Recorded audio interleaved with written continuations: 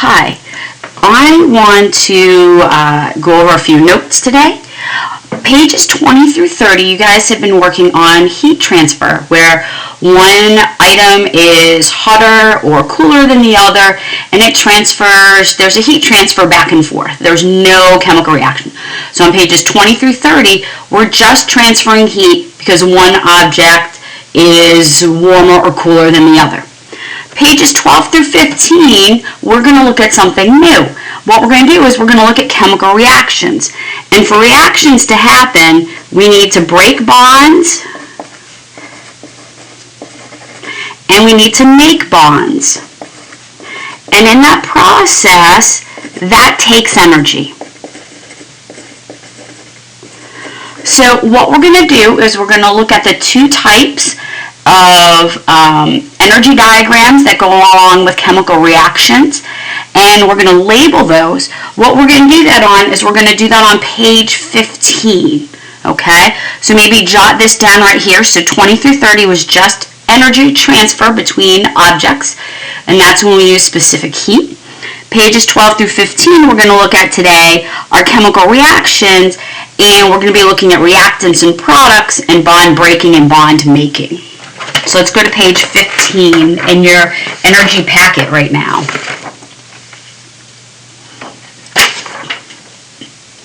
Okay, so when I look at this, the arrow always points to the products. And I'm going to start with the reactants. Now, on this reaction, I had talked to you guys previously about hot packs and cool packs, and that I can start off with a chemical that's in one like membrane or little bag, and water's in another one. And when I break that, the dry chemical, and in this case ammonium nitrate, is going to dissolve in water. And when it does, it's going to give me some heat off, or it's going to feel really cool. So based on my prior knowledge, I know what I'm going to get here. So let's look here. We are going to label this potential energy.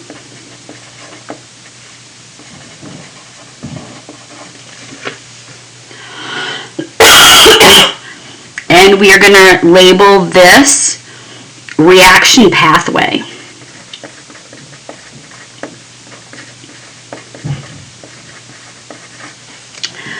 So everything has some amount of energy, okay? Even you guys sitting there watching this video, okay? So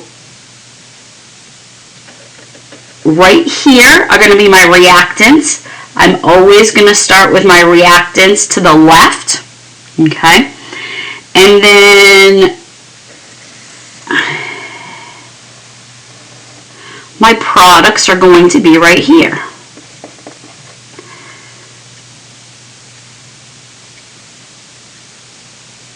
Okay, so my reactant happens to be NH4NO3.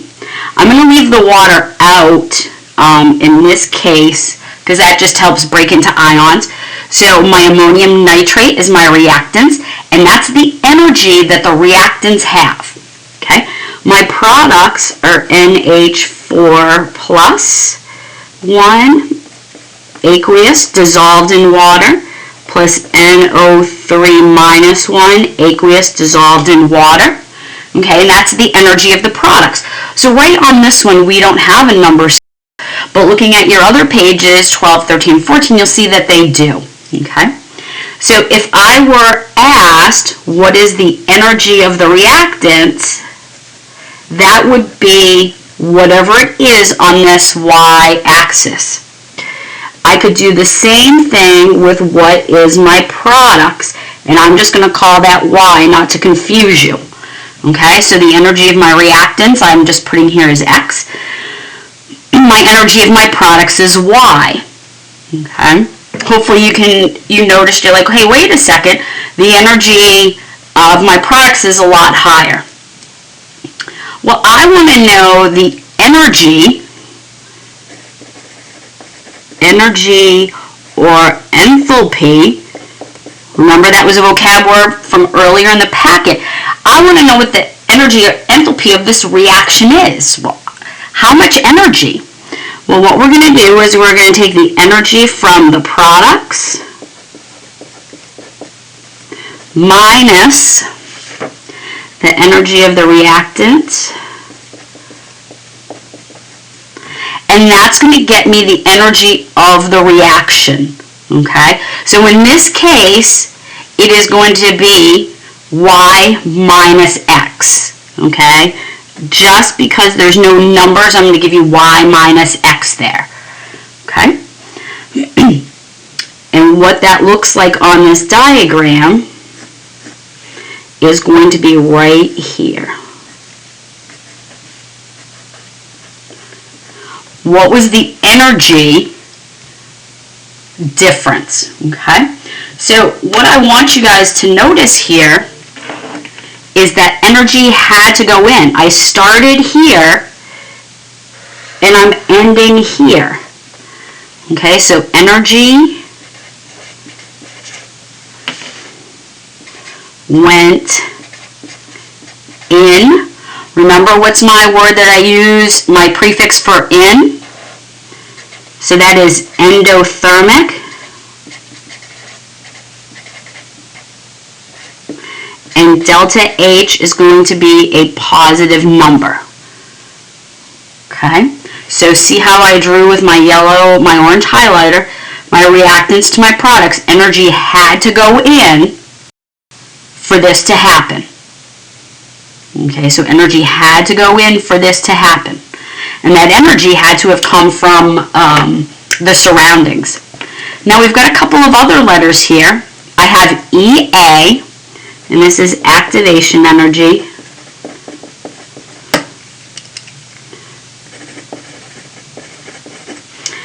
And activation energy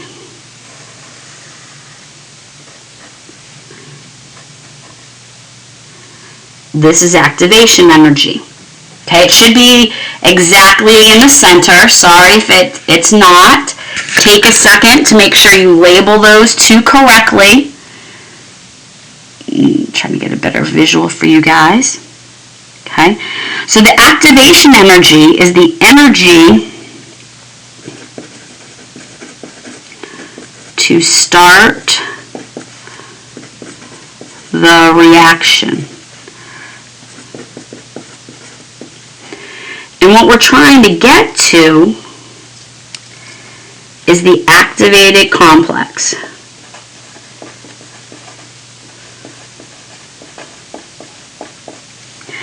That's like when you guys are making chocolate chip cookies. Here are all my ingredients, right? My ingredients are all ready for my chocolate chip cookies. My products are those chocolate chip cookies that you're going to serve to your friends. The activated complex, the activated complex is the cookie dough. I know some of you will eat it, but this activated complex is a mixture. It's a temporary path between the reactants and the products.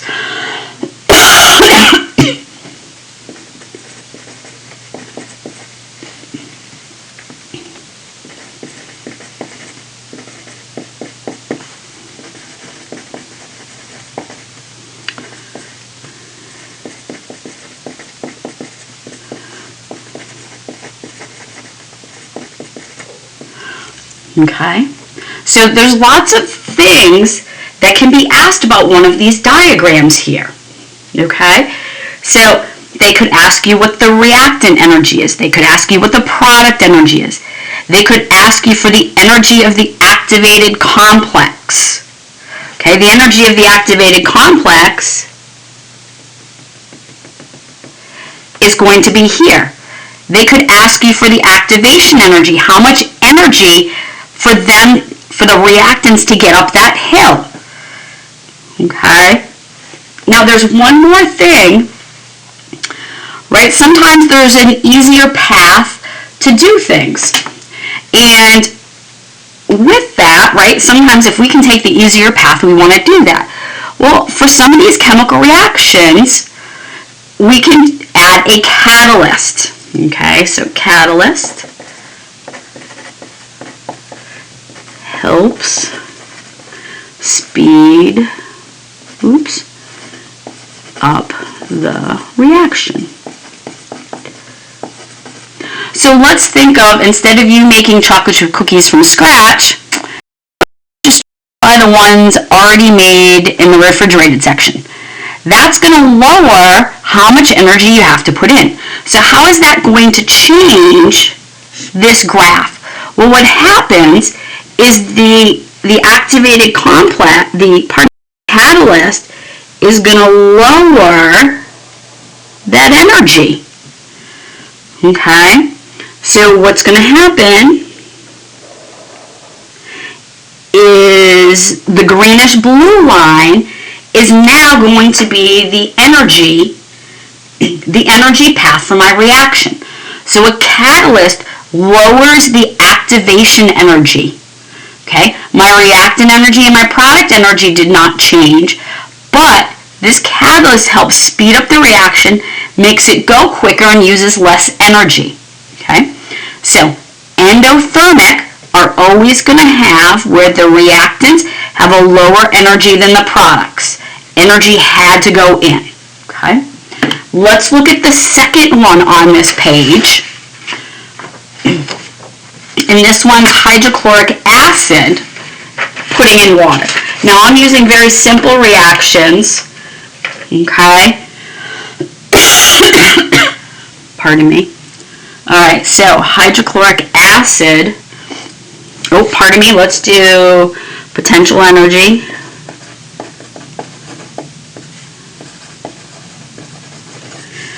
And reaction pathway.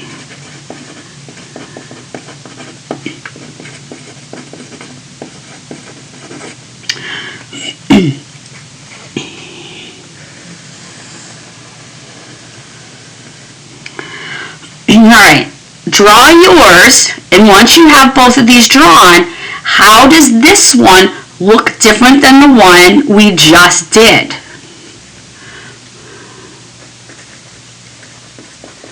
My reactants are still going to be on the left. My products are still going to be on the right.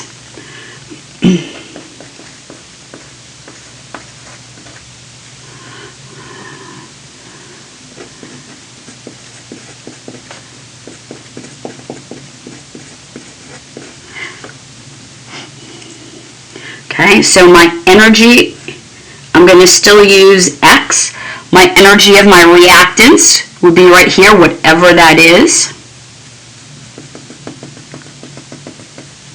My energy Y is going to be the energy of the products. Okay, I'm using the same letters.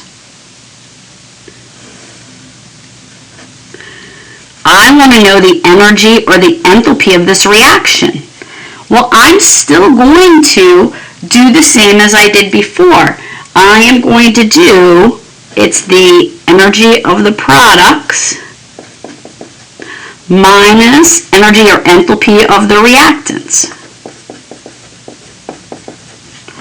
Okay, and in this case, it's still going to be Y minus X.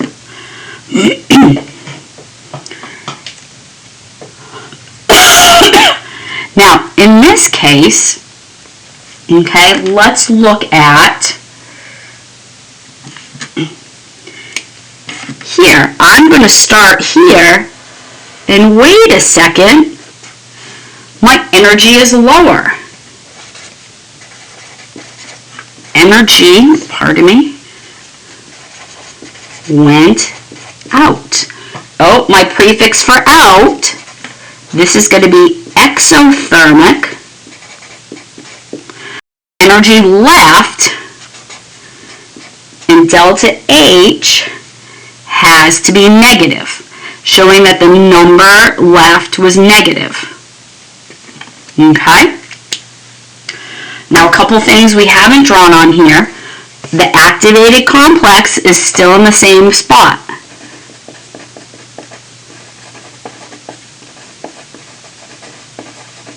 It's like Jack and Jill trying to get up that hill.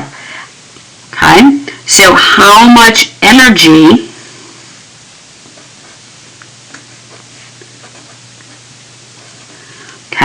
activation energy is how much energy to go from the reactants to the products. That's my activation energy.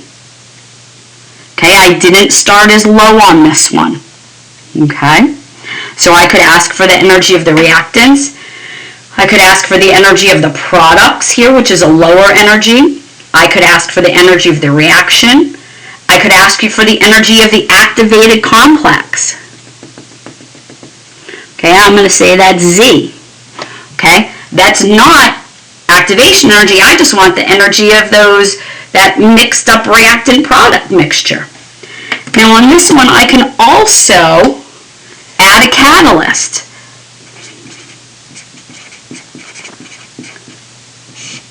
I want to do this reaction quicker. And some chemists can figure out, well, wait a second, if I add a catalyst, something that's not used up in the reaction, I can get this done quicker. Okay, and that catalyst lowers the activation energy. So notice my reactants and my products did not change locations. I just lowered where that activated complex is. Okay, so I hope that's helped you guys. So when you go to do some of your practice problems, you can go back and look at your notes. Thanks for watching.